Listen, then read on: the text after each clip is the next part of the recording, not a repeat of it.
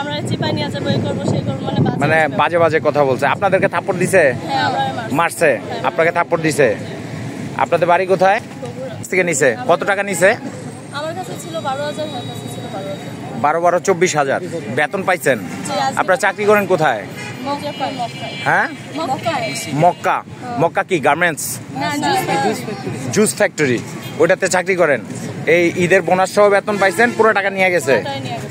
এই যখন সোনারগাঁ থানায় যাবেন, ঠিক আছে, থানায় গিয়ে কমপ্লেন করবেন, আশা করি পুলিশ আপনাদেরকে সহযোগিতা করবে, ঠিক আছে? আর আমার নাম্বারটা দিছি না ভাই আপনারে, আপনাকে সহযোগিতা করবো, ঠিক আছে?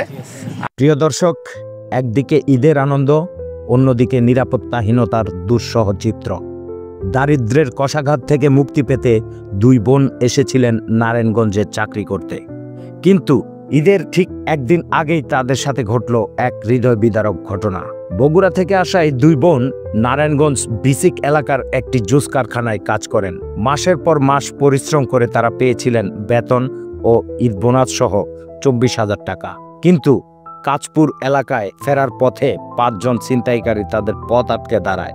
মুহূর্তের মধ্যেই আরো 3 জন এসে যোগ দেয়। তারা টাকা দিতে অস্বীকৃতি জানালে ছিনতাইকারীরা শারীরিকভাবে লাঞ্ছিত করে এবং ভয়ভীতি দেখিয়ে তাদের কাছ থেকে পুরো টাকা লুট করে। এমনকি নোংরা ভাষায় হুমকিও দেয়, শালি টাকা না দিলে চিপাই লইয়া যামু। সম্ভ্রম হারানোর ভয়ে তারা টাকা দিয়ে দেন। এখন প্রশ্ন হচ্ছে, তারা বাড়ি ফিরবেন কিভাবে? মাসের পর মাস পরিশ্রম করে উপার্জিত টাকা হারিয়ে তারা দিশেহারা। বাসা ভাড়া দিবেন কিভাবে? পরিবারের মুখে হাসি ফোটানোর স্বপ্ন মুহূর্তেই ম্লান হয়ে গেছে। প্রিয় দর্শক, এটি কি সেই নিরাপদ দেশ যেখানে আমরা সবাই স্বপ্ন দেখি? ঈদের আগে এই ঘটনা শুধু দুই বোন নয়, আমাদের নিরাপত্তা ব্যবস্থার এক করুণ চিত্র। প্রশাসনের প্রতি আমাদের অনুরোধ, দোষীদের দ্রুত আইনের আওতায় এনে কঠোর শাস্তির ব্যবস্থা করা হোক।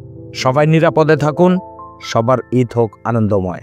প্রিয় দর্শক, এ ধরনের নিয়মিত ভিডিও পেতে আমাদের সাথেই থাকুন, সাবস্ক্রাইব করুন যমুনা প্লাস।